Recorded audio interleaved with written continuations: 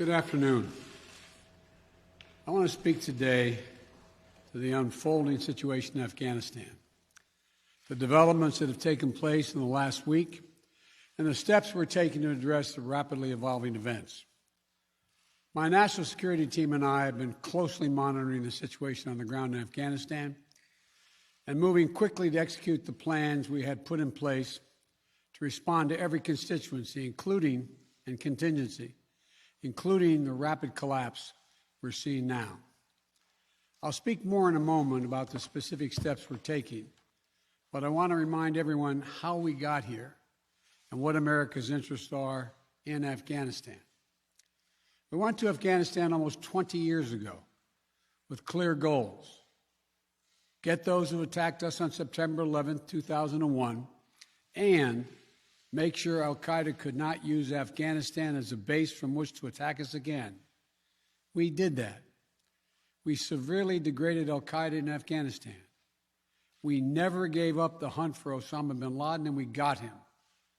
That was a decade ago. Our mission in Afghanistan was never supposed to have been nation building. It was never supposed to be creating a unified, centralized democracy.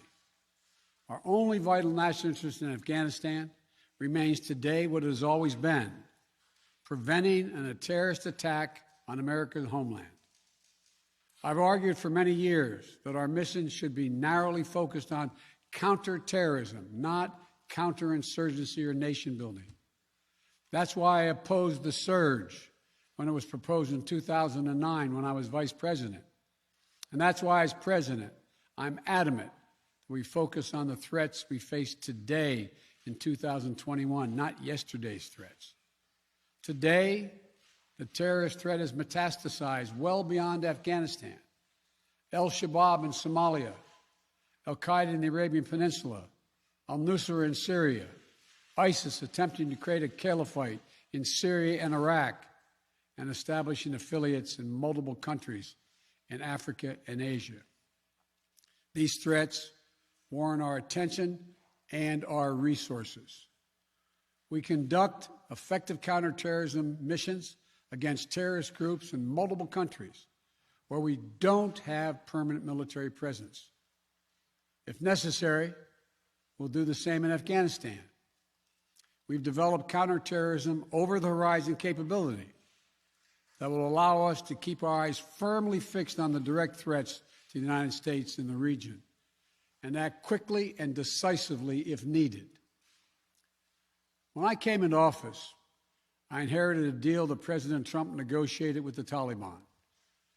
Under his agreement, U.S. forces would be out of Afghanistan by May 1, 2021, just a little over 3 months after I took office. U.S. forces had already drawn down during the Trump administration from roughly 15,500 American forces to 2,500 troops in country. And the Taliban was at its strongest militarily since 2001. The choice I had to make as your president was either to follow through on that agreement or be prepared to go back to fighting the Taliban in the middle of the spring fighting season. There would have been no ceasefire after May 1. There was no agreement protecting our forces after May 1. There was no status quo of stability without American casualties after May 1. There was only the cold reality of either following through on the agreement to withdraw our forces or escalating the conflict and sending thousands more American troops back into combat in Afghanistan, lurching into the third decade of conflict. I stand squarely behind my decision. After 20 years, I've learned the hard way that there was never a good time to withdraw U.S. forces. That's why we're still there. We were clear-eyed about the risks. We planned for every contingency, but I always promised the American people that I will be straight with you. The truth is, this did unfold more quickly than we had anticipated. So what's happened? Afghanistan political leaders gave up and fled the country. The Afghan military collapsed, sometime without trying to fight. If anything, the developments of the past week reinforced that ending U.S. military involvement in Afghanistan now was the right decision. American troops cannot and should not be fighting in a war and dying in a war that Afghan forces are not willing to fight for themselves. We spent over $1 trillion. We trained and equipped an Afghan military force with some 300,000 strong, incredibly well equipped, a force larger in size than the militaries of many of our NATO allies. We gave them every tool they could need. We paid their salaries, provided for the maintenance of their Air Force, something the Taliban doesn't have. Taliban does not have an Air Force. We provided close air support. We gave them every chance to determine their own future. What we could not provide them was the will to fight for that future. There's some very brave and capable Afghan special forces units and soldiers. But if Afghanistan is unable to mount any real resistance to the Taliban now, there is no chance that 1 year, 1 more year, 5 more years, or 20 more years of U.S. military boots on the ground would have made any difference. Here's what I believe to my core. It is wrong to order American troops to step up when Afghanistan's own armed forces would not. The political leaders of Afghanistan were unable to come together for the good of their people, unable to negotiate for the future of their country when the chips were down. They would never have done so while U.S. troops remained in Afghanistan, bearing the brunt of the fighting for them. And our true strategic competitors, China and Russia, would love nothing more than the United States to continue to funnel billions of dollars in resources and attention into stabilizing Afghanistan indefinitely. When I hosted President Ghani and Chairman Abdullah at the White House in June, and again when I spoke by phone to Ghani in July, we had very frank conversations. We talked about how Afghanistan should prepare to fight their civil wars after the U.S. military departed, to clean up the corruption in government so the government could function for the Afghan people. We talked extensively about the need for Afghan leaders to unite politically. They failed to do any of that. I also urged them to engage in diplomacy, to seek a political settlement with the Taliban. This advice was flatly refused. Mr. Ghani insisted that the Afghan forces would fight, but obviously he was wrong. So I'm left again to ask of those who argue that we should stay, how many more generations of America's daughters and sons would you have me send to fight Afghanistan's civil war when Afghan troops will not? How many more lives, American lives, is it worth? How many endless rows of headstones at Arlington National Cemetery? I'm clear on my answer. I will not repeat the mistakes we've made in the past. Mistake of staying and fighting indefinitely in a conflict that is not in the national interest of the United States, of doubling down on a civil war in a foreign country, of attempting to remake a country through the endless military deployments of U.S. forces. Those are the mistakes we cannot continue to repeat because we have significant vital interest in the world that we cannot afford to ignore. I also want to acknowledge how painful this is to so many of us.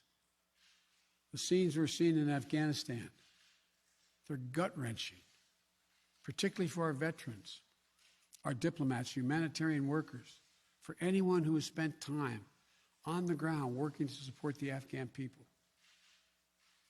for those who have lost loved ones in Afghanistan, and for Americans who have fought and served in the country, serve our country in Afghanistan. This is deeply, deeply personal. It is for me as well. I've worked on these issues as long as anyone.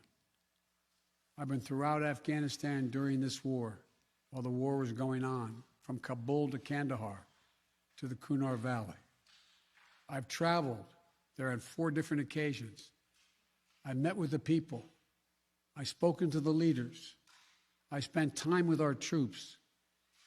And I came to understand firsthand what was and was not possible in Afghanistan. So now we're focused on what is possible. We will continue to support the Afghan people. We will lead with our diplomacy, our international influence, and our humanitarian aid. We'll continue to push for regional diplomacy and engagement to prevent violence and instability. We'll continue to speak out for the basic rights of the Afghan people, of women and girls, just as we speak out all over the world. I've been clear that human rights must be the center of our foreign policy, not the periphery. But the way to do it is not through endless military deployments. It's with our diplomacy, our economic tools, and rallying the world to join us. Now, let me lay out the current mission in Afghanistan. I was asked to authorize, and I did, 6,000 U.S. troops to deploy to Afghanistan for the purpose of assisting in the departure of U.S. and allied civilian personnel from Afghanistan, and to evacuate our Afghan allies and vulnerable Afghans to safety outside of Afghanistan. Our troops are working to secure the airfield and to ensure continued operation of both the civilian and military flights. We're taking over air traffic control. We have safely shut down our embassy and transferred our diplomats. Our diplomatic presence is now consolidated at the airport as well. Over the coming days, we intend to transport out thousands of American citizens who have been living and working in Afghanistan.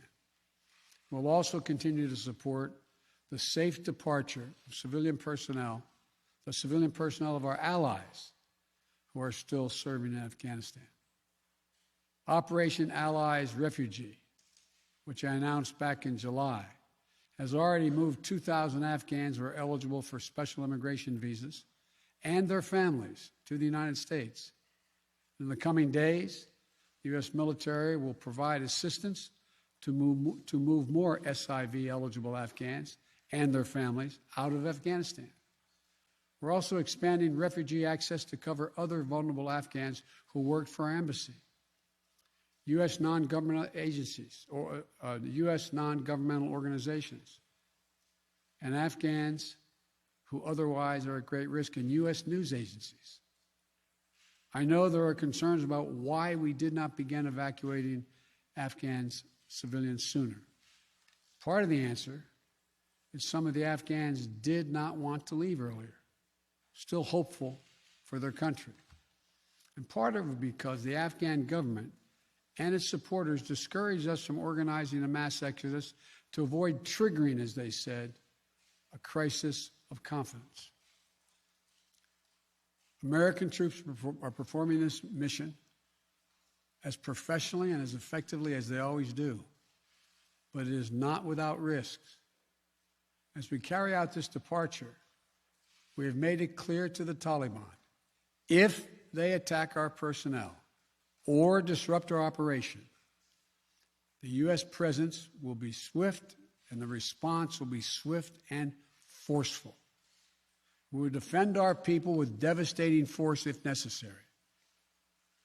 Our current military mission will be short in time, limited in scope, and focused in its objectives. Get our people and our allies to safety as quickly as possible. And once we have completed this mission, we will conclude our military withdrawal. We will end America's longest war after 20 long years of bloodshed. The events we're seeing now are sadly proof that no amount of military force would ever deliver a stable, united, secure Afghanistan, as known in history as the graveyard of empires. What's happening now could just as easily happen 5 years ago or 15 years in the future. We have to be honest. Our mission in Afghanistan is taking many missteps, made many missteps over the past 2 decades. I'm now the 4th American president to preside over war in Afghanistan. 2 Democrats and 2 Republicans. I will not pass this responsibility on to a 5th president. I will not mislead the American people by claiming that just a little more time in Afghanistan will make all the difference. Nor will I shrink from my share of responsibility for where we are today and how we must move forward from here. I am President of the United States of America, and the buck stops with me. I'm deeply saddened by the facts we now face. But I do not regret my decision to end America's warfighting in Afghanistan and maintain a laser focus on our counterterrorism missions there and other parts of the world. Our mission to degrade the terrorist threat of al-Qaeda in Afghanistan and kill Osama bin Laden was a success. Our decades-long effort to overcome centuries of history and permanently change and remake Afghanistan was not, and I wrote and believed it never could be. I cannot and will not ask our troops to fight on endlessly in another country's civil war, taking casualties, suffering life-shattering injuries, leaving families broken by grief and loss. This is not in our national security interest. It is not what the American people want. It is not what our troops, who have sacrificed so much over the past 2 decades, deserve. I made a commitment to the American people when I ran for president that I would bring America's military involvement in Afghanistan to an end. While it's been hard and messy, and yes, far from perfect, I've honored that commitment. More importantly, I made a commitment to the brave men and women who serve this nation that I wasn't going to ask them to continue to risk their lives in a military action that should have ended long ago. Our leaders did that in Vietnam when I got here as a young man. I will not do it in Afghanistan. I know my decision will be criticized, but I would rather take all that criticism than pass this decision on to another president of the United States, yet another one, a 5th one, because it's the right one, it's the right decision for our people, the right one for our brave service members who risk their lives serving our nation, and it's the right one for America. Thank you. May God protect our troops, our diplomats, and all brave Americans serving in harm's way.